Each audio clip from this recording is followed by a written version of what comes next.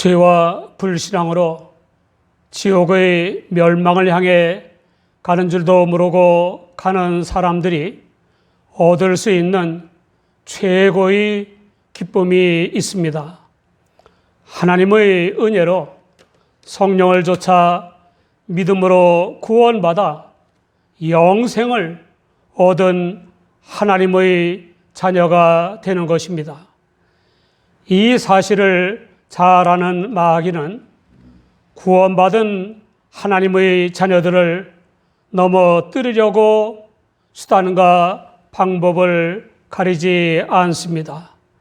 마귀는 각 사람의 사정과 형편에 따라서 욕망을 충족시켜주기도 하고, 혹은 해코지하기도 하고, 혹은 기적을 행하기도 하고, 혹은 아주 그럴듯한 교리나 사상을 주입시키기도 합니다.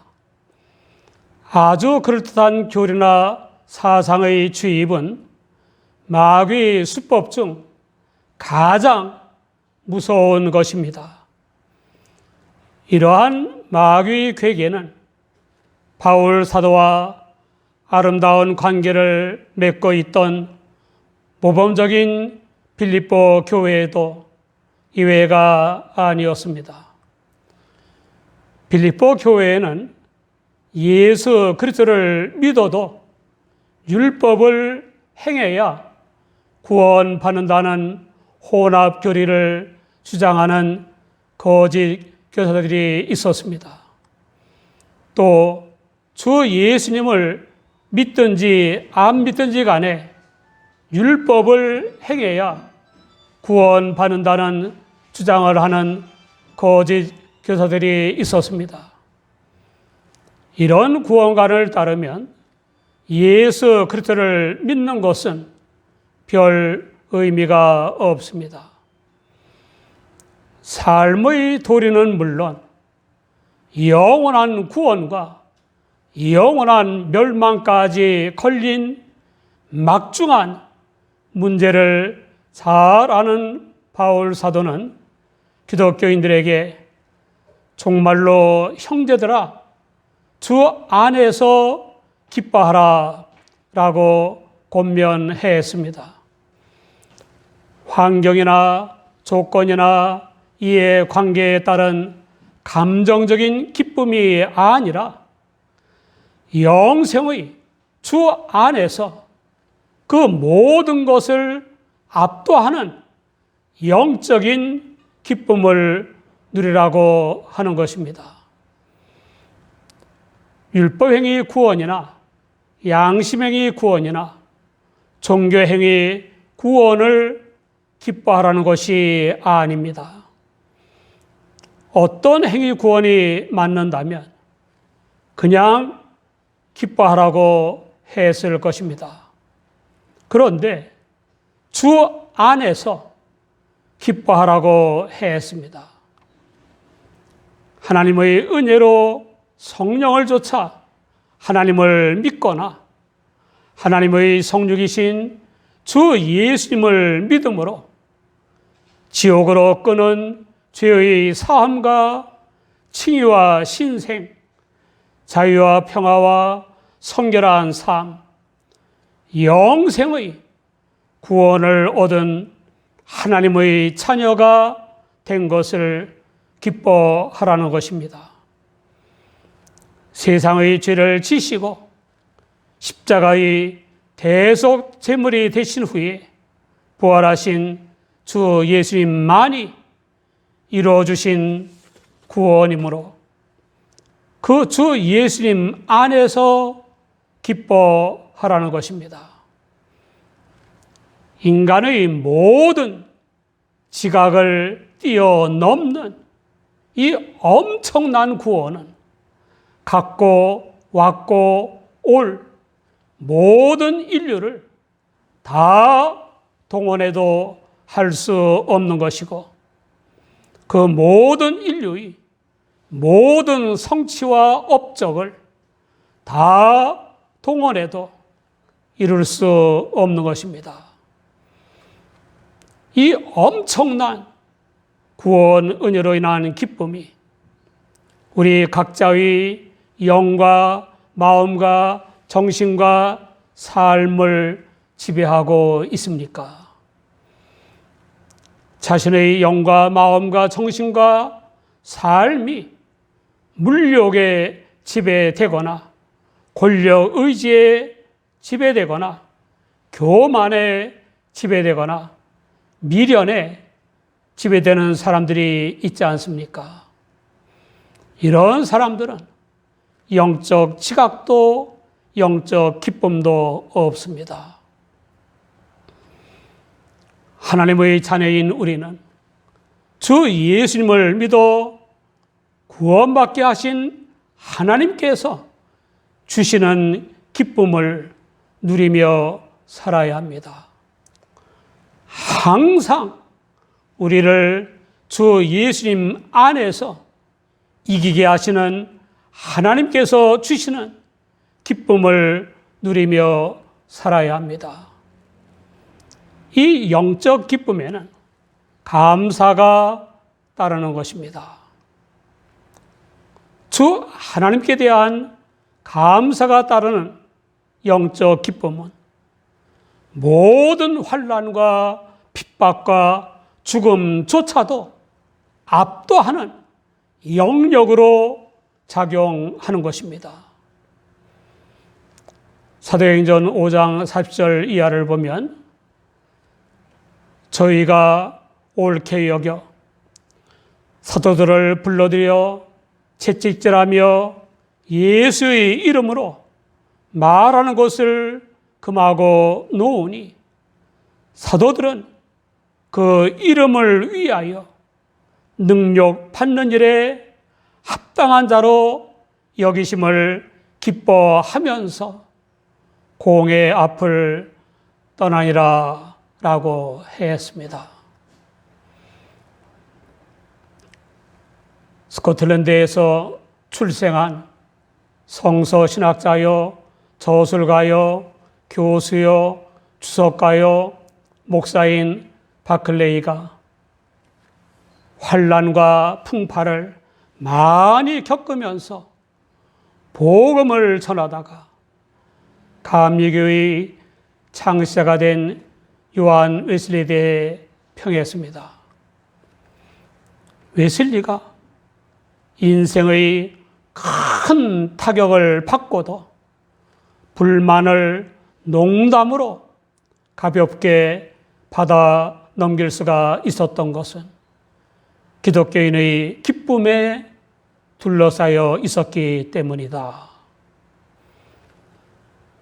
안타깝게도 일신 하나님을 믿는다고 하는 거짓 교사들은 기독교인의 탈을 쓰고 죽음도 이기게 하는 구원의 기쁨을 빼앗으려고 전심전력을 기울이고 있었습니다. 그들은 율법 행위로 구원받는다고 하는 율법주의가 옳다고 믿었기 때문에 마귀의 좋은 노릇을 하고 있는 것을 알지 못했습니다.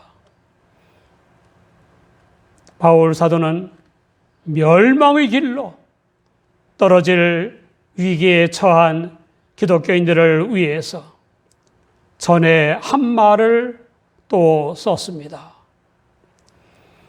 개들을 삼가고 행악하는 자들을 삼가고 손 할례당을 삼가라는 것입니다. 이 세 가지 표현은 율법주의자들을 그 특징에 따라 표현한 것입니다. 당시 동양에서는 개라는 호칭을 불결하고 불경건하고 뻔뻔스럽고 탐욕적이고 오만하고 불평 잘하고 다투기 좋아하고 물고 늘어지기 좋아하는 사람을 가리키는데 사용했습니다. 개는 지독한 경멸과 혐오와 버림받은 자의 대명사였습니다. 아닌 게 아니라 거짓 교사들은 주 예수님을 믿음으로만 구원받는다는 복음을 전하는 바울 사도와 기독교인들을 향해 부끄러운 줄도 모르고 지저대며 물어뜯곤 했습니다.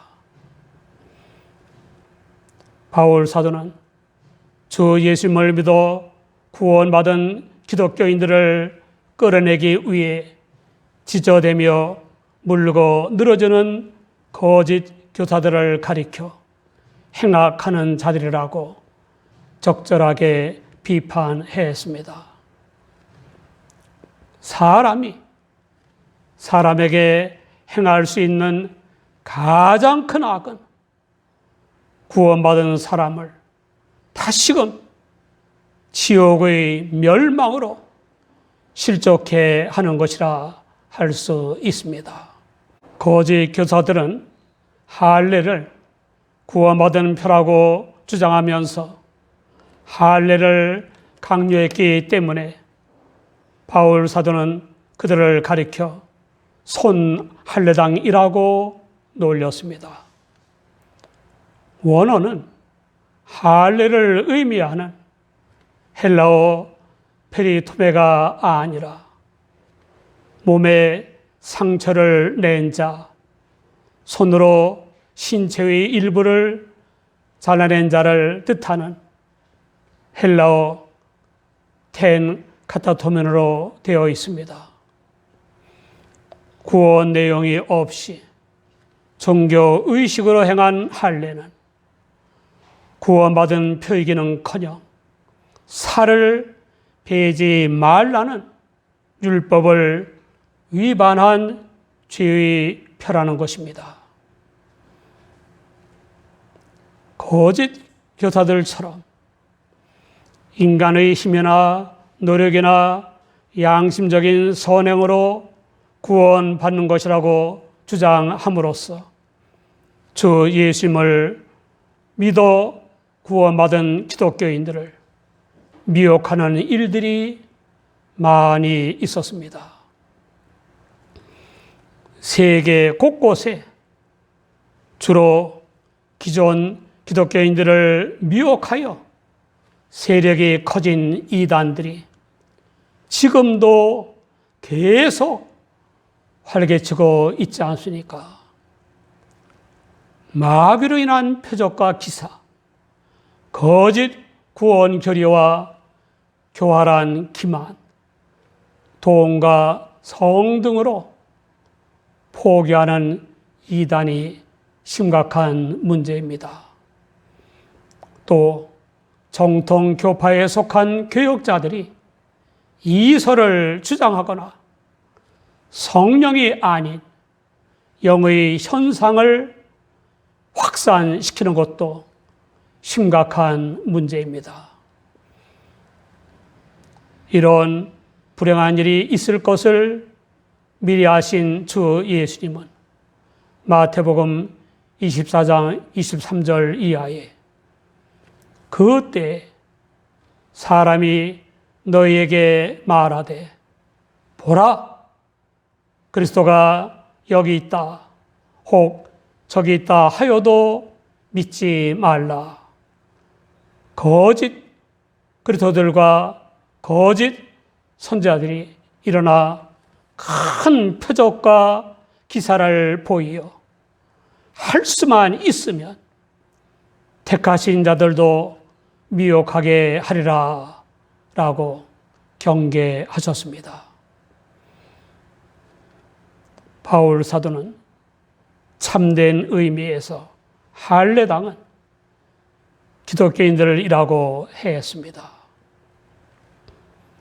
하나님의 은혜로 성령을 조차 하나님을 믿거나 하나님의 성육이신 주 예수님을 믿어 구원받은 사람들의 공동체인 교회가 새 이스라엘 또는 영적 이스라엘이라는 것입니다. 구원받은 패인 할례를 받은 첫 번째 증거는 하나님의 성령으로 봉사하는 것입니다. 봉사묘의 헬라어 라트리온테스는 섬기다, 예배하다를 의미합니다. 기독교인들은 신앙생활의 지배학인 예배를 성령의 주도 아래 드립니다. 그러나 유대교인들은 예배를 하나의 종교의식으로 여겨 형식적으로 드리고 있었습니다. 그래서 주 예수님은 아버지께 참으로 예배하는 자들은 신령과 진정으로 예배할 때가 오나니 곧 이때라.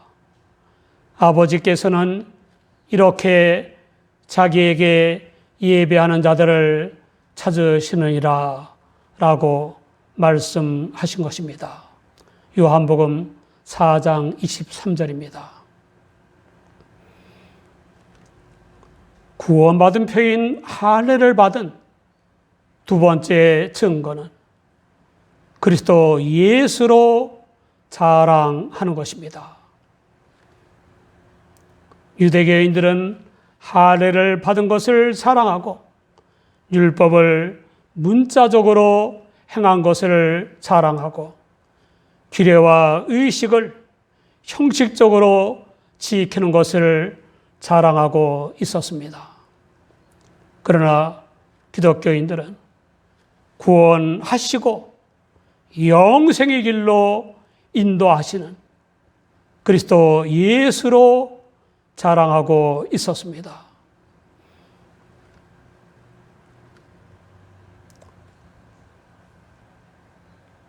히브리의 종파의 교리와 헬라의 종교들과 철학들의 능통한 율법의 대가인 바울 사도의 고백이 갈라디아서 6장 14절입니다.